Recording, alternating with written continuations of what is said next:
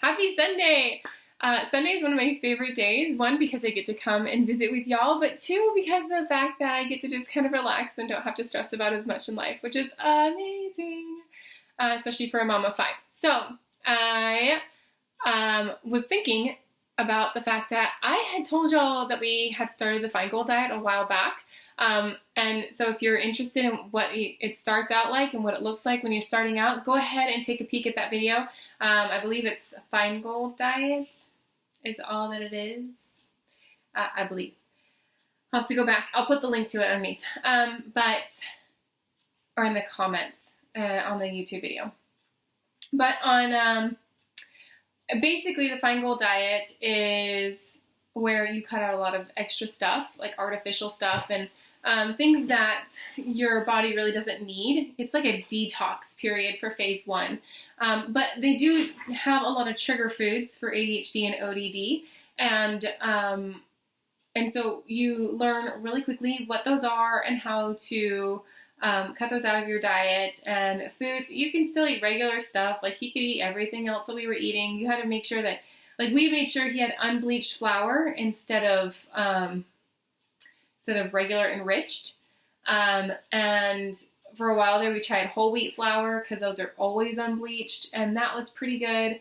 We tried to go gluten-free entirely for a while, and I felt like that helped him, but it's super hard to transition over, especially because I like to bake, and it was right around birthday season for us. We have like February, March, April. We have 3 months where we have a birthday, at least one birthday in each of those months, like back to back. Actually, we have January, February, March, and April. So 4 months where we have at least one birthday in each of the months, and at least one holiday in each of the months as well. And so I bake a lot, and it was really hard for me to figure that out. And so instead, I stopped trying. I'm not gonna lie. But I figured out some really good cheesecake recipes. If you want, I can do one of those videos and give you the recipes without artificial sugar, without table sugar. I use just honey instead.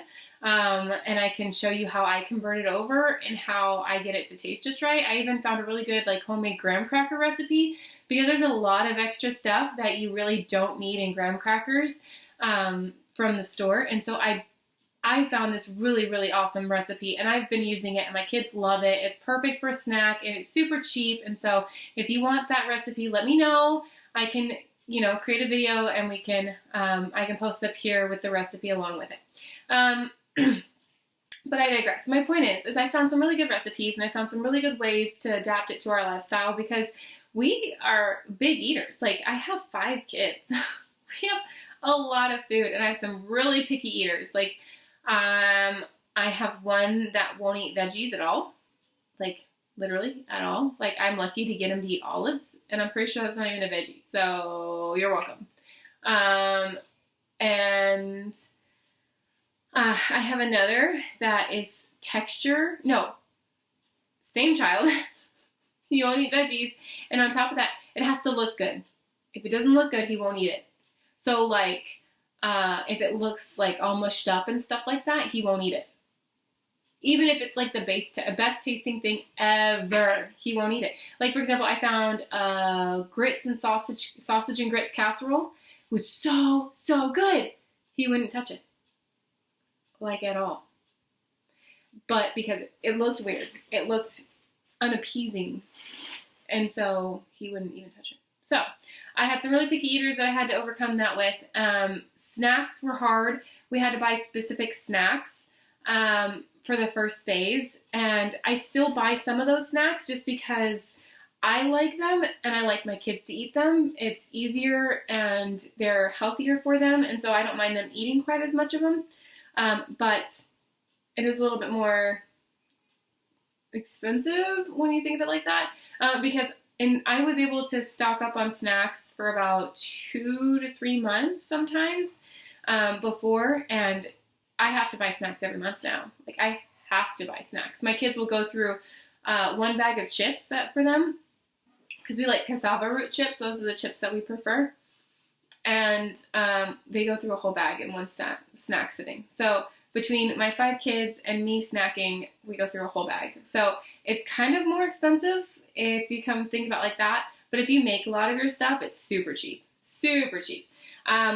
So I approve of it and I like it for that reason. I love the fact that it's more, I think it's more family friendly if you bake a lot more. So if you're willing to do stuff with your kids and to bake a lot more, if you have time to bake more, feel free, have at it. Good on ya. Like I was getting overwhelmed with homeschooling and baking and stuff. I had to stop. I'm not going to lie. But thankfully, around the time that I couldn't do any more of the diet, it was about time for us to switch over to phase 2 anyways. In fact, it was over 8 weeks. It's supposed to be 4 to 6 weeks you keep him in phase 1, and I kept him in phase 1 till 8 weeks because of the fact that I felt like he needed to have a little bit more die-off. I felt like he needed a little bit more of the help from the foods that he was eating. But I started also giving him some supplements that I had learned help with ADHD and anxiety and depression and other mental, I don't like calling them mental disorders. I think they're I call them mental blocks. I'm not going to lie, because I feel like there's always something that can help, and there's something that your body just needs a little extra help with, and that's okay. And so between the diet and the supplements, like I started adding in omegas into my son's diet, and I made sure he had lots of vitamin A. They need vitamin A, and vitamin B, I believe, is the other one that they really need a lot of. You need to make sure that they don't have a deficiency in that.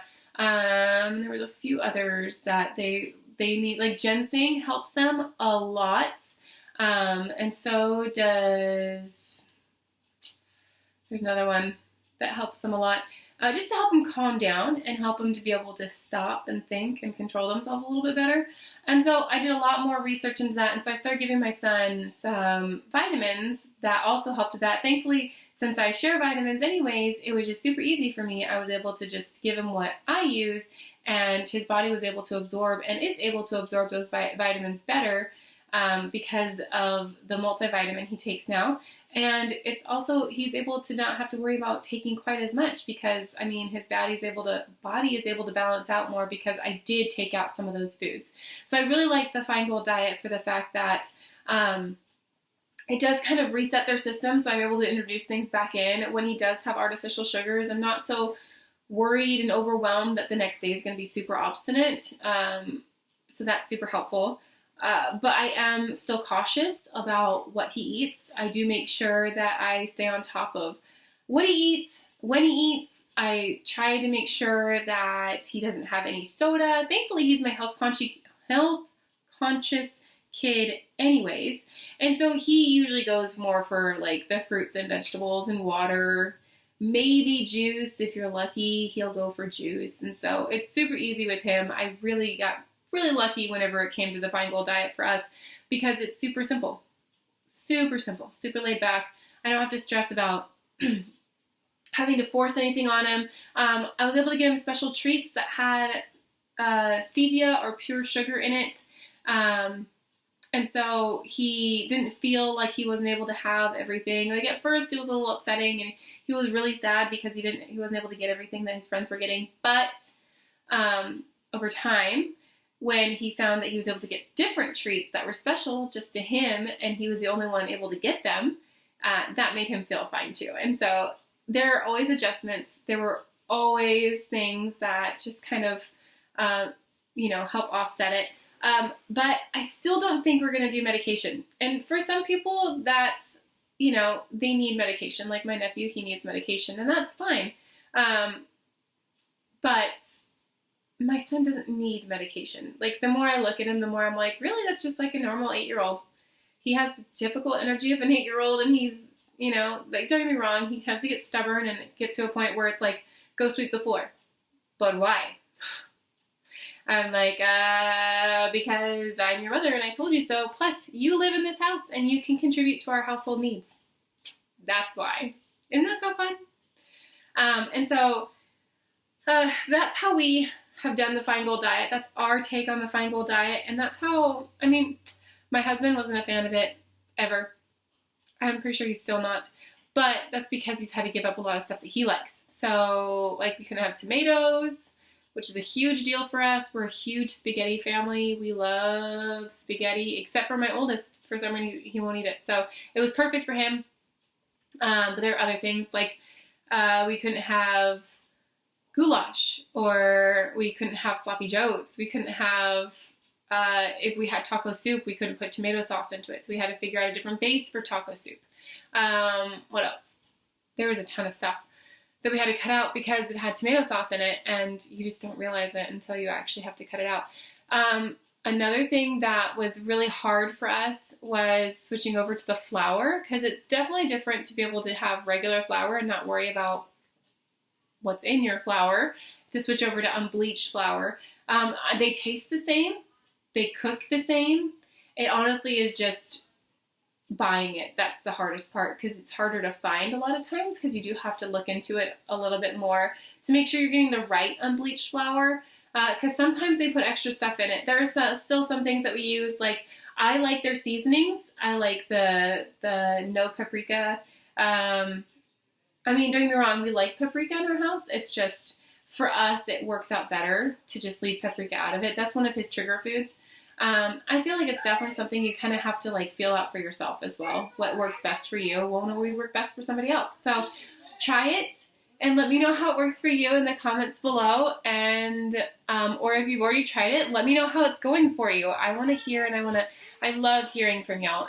Let me know what else you guys want to hear about. And I look forward to seeing you next Sunday. Bye.